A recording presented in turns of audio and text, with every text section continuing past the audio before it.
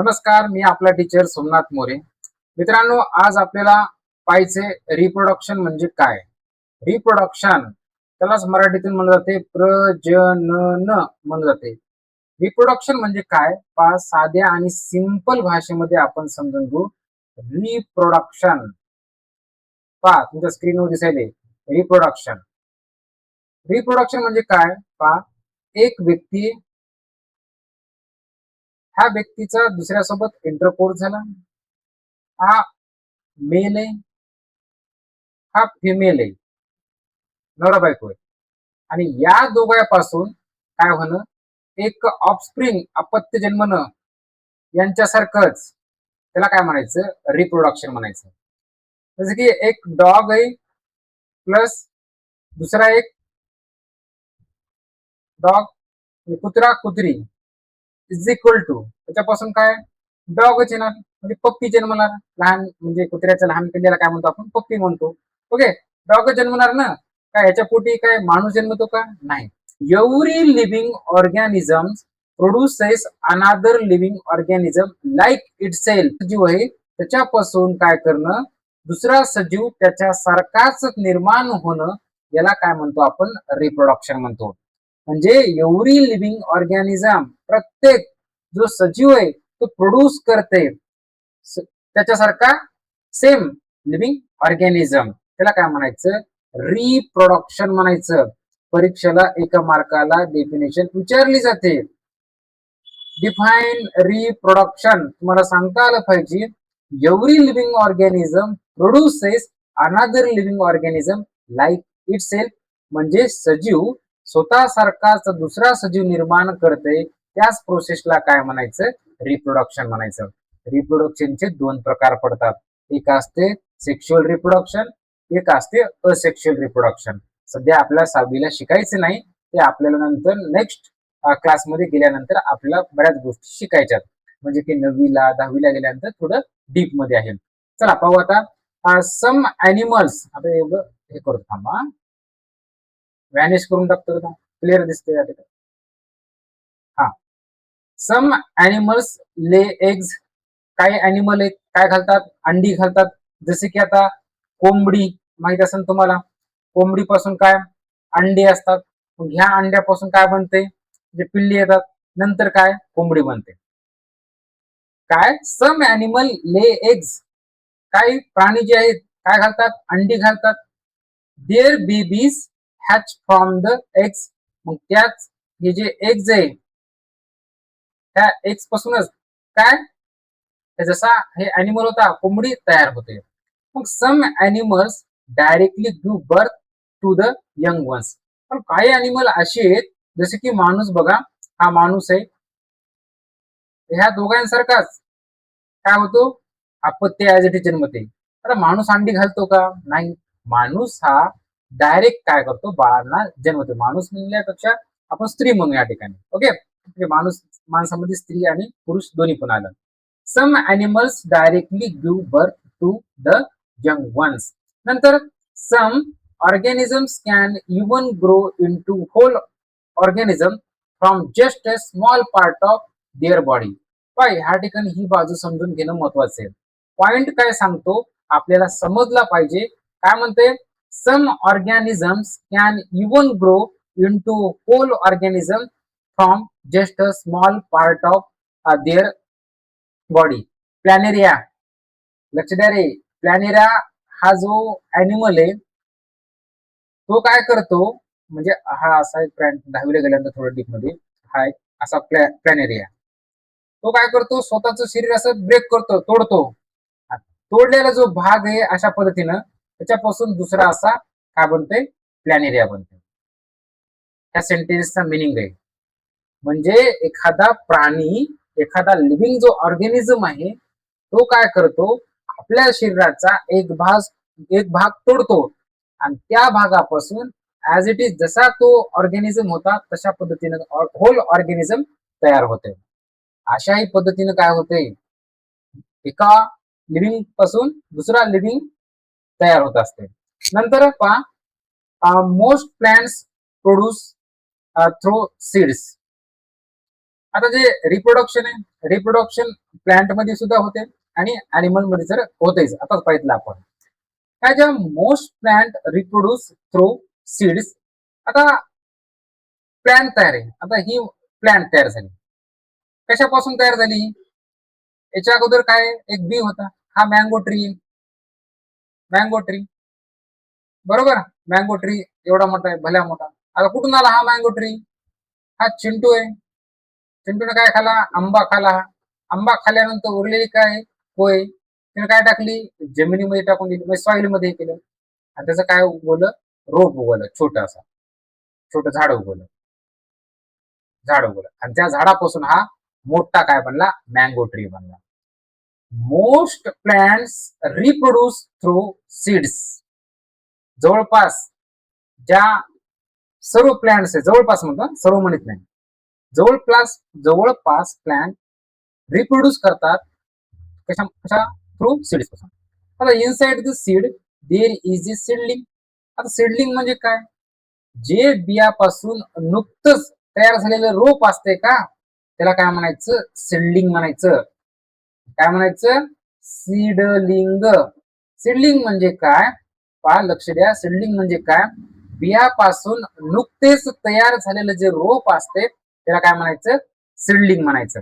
नंतर seed grow into small leaves and roots.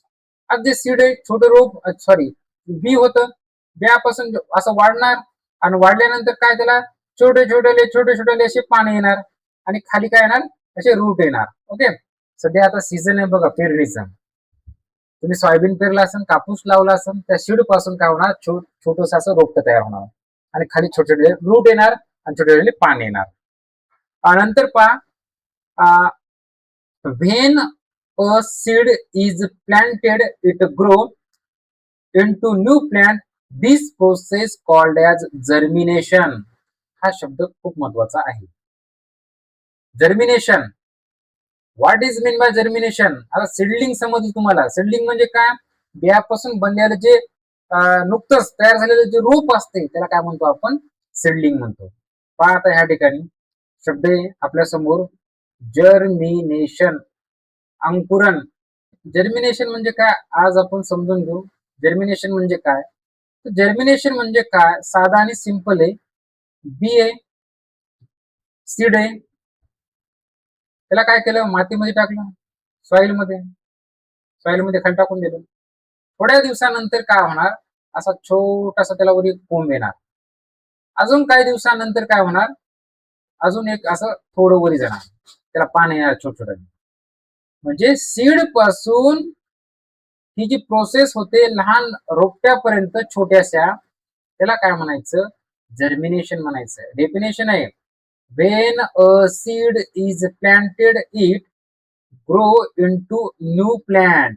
म्हणजे नवीन वनस्पतीमध्ये काय होणं? त्याचं रूपांतर होणं, सीड पासून त्याचा प्रवास न्यू प्लांट पर्यंत होणं, यालाच काय म्हणायचं? जर्मिनेशन म्हणतात. मग पहा, seed the seedling needs food to grow. हे जे सीडलिंग आहे, लहान छोटस रोपट आहे, कोणतं? आता तयार झालेलं छोटस रोपट आहे, छोटस रोपट. आणि ह्याला वाढ होण्यासाठी कशाची गरज लागते? तर फूडची गरज लागते. आणि दिस फूड, हे जे फूड आहे कुठून येते मग? This food is stored into seed. हे खाली सीड असते ना, त्याच्यामध्येच काय असते? स्टोअर केलेलं असते आणि जशी गरज पडेल तसं याला पुरवठा केला जातो आणि त्याची काय होत राहते? वाढ होत राहते. If you look at seed like beans or peas. आता बघा, ते वटाणे बघितले असेल तुम्ही, नंतर आता शेंगदाणे पाहितले असतील तुम्ही, किंवा सोयाबीनचं बघितलं असेल तुम्ही. त्याला फोडल्यानंतर काय होतात? टू हॉल्स, दोन खप्पल होतात. शेंगदाणा घ्या तुम्ही किंवा वाटाणा घ्या, त्याला फोडा, त्याचे दोन खप्पल होतात.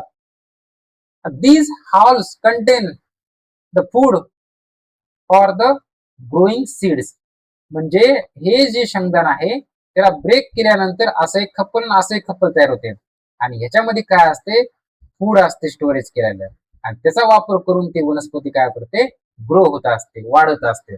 नंतर the seeds of grains like कोणकोणते? व्हीट, ज्वार आल्सो कंटेन्स सच स्टोअर फूड.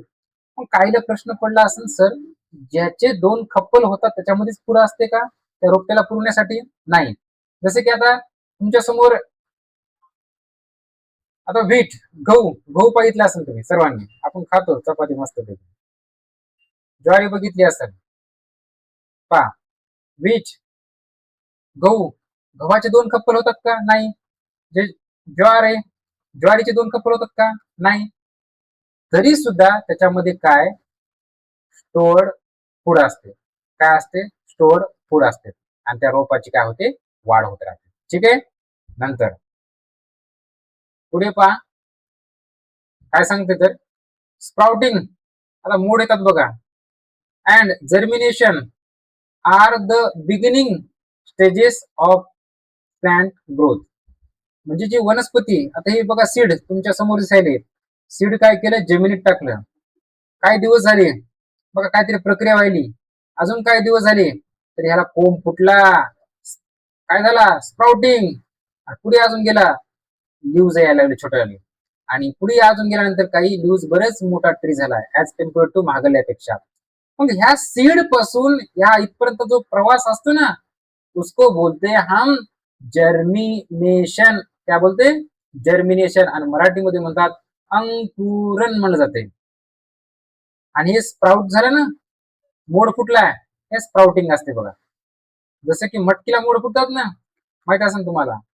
आणि जे ऍज इट इज जशा तसं रोप असते, म्हणजे हे त्याला म्हणायचं सिडलिंग म्हणायचं. काय म्हणायचं? सिडलिंग. एकच प्रोसेस.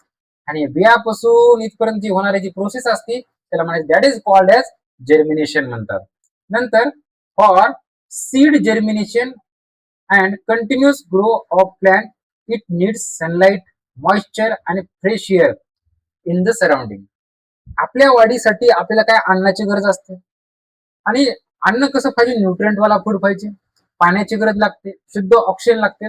तसंच वनस्पतीला सुद्धा स्वतःची वाढ घडून आणण्यासाठी, म्हणजे सीड जर्मिनेशन होण्यासाठी, म्हणजे सीड पासून ह्या रोपट्यापर्यंतचा प्रवास होण्यासाठी ह्या कशाची गरज लागते? सूर्यप्रकाशाची गरज लागते, मॉइश्चर, आर्द्रता असणं गरजेचं असते, आणि फ्रेश एअर सुद्धा असणं गरजेचं असते आजूबाजूच्या वातावरणामध्ये. प्रदूषण असून चालेल का? नाही. प्रदूषण असेल तर ते जगणारच नाही. मॉइश्चर लागते.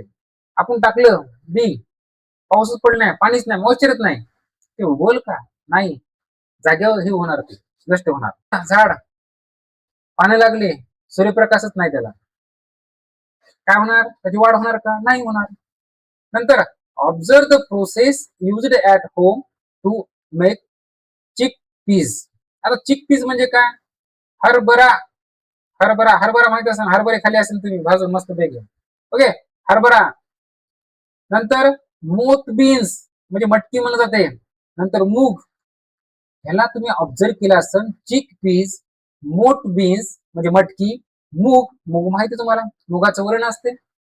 चिकपीस म्हणजे काय? हरभरा. लक्षात ठेवा, चिकपीस म्हणजे काय? हरभरा. चिकपीस म्हणजे ह्याला भिजू घातल्यानंतर, आपल्या घरी हरभरे भिजू घालतात, मटकी भिजू घालतात, मूग पण भिजू घालतात. आणि भिजू घातले, एक दिवसभर भिजू ठेवायचं. रात्री त्याला काय एका कापडमध्ये स्वच्छ बांधून ठेवायचं. त्याला काय तर असे छोटे मोड आलेले दिसतात, मोड आलेले, ते स्प्राउट आलेले दिसते, आणि ते शरीरासाठी चांगलं असतं, प्रोटीन असते. ते ऑब्झर्वेशन करायचं. Find out the information about how saplings of plant म्हणजे रोपटं वनस्पतीचं, like roses, jasmine are prepared and try to grow some saplings. आता माहिती आहे आपल्याला, छोटे छोटे वनस्पती असतात, कशा वाढतात, काय, थोडं ऑब्झर्वेशन करायचे, इन्फॉर्मेशन आपल्याला मिळवायची. त्याने सांगितले find out the information how saplings of plant, कोणकोणत्या रोजेस, जॅस्मिन कसे प्रिपेअर होतात, तर त्याची इन्फॉर्मेशन थोडी मिळवायची, आणि तुम्हाला सर्व ती माहिती आहे. पण टॉपिक पाहतो मित्रांनो, कॅरेक्टरिस्टिक्स ऑफ लिव्हिंग ऑर्गॅनिझम, त्यामधला आजचा घटक होता रिप्रोडक्शन होता. पहा या ठिकाणी growth and reproduction are the main characteristics of living organism. कोणता?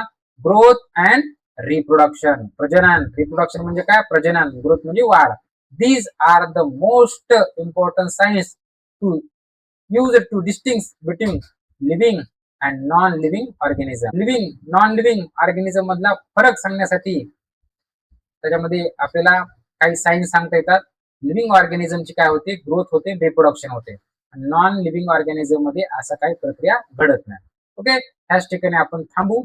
थँक्यू.